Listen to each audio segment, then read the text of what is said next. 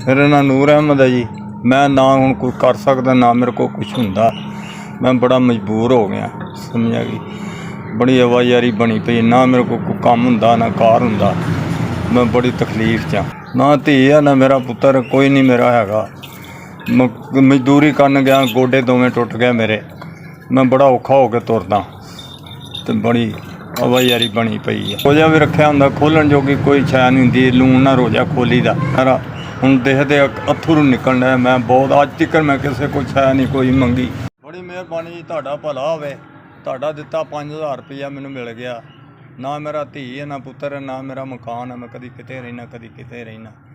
तुहाडी बड़ी बड़ी मेहरबानी है, मेरा भला किया। तुहाडा भी रब भला करे। मजदूरी करन जा रहे, दोवें गिट्टे मेरे निकल गए।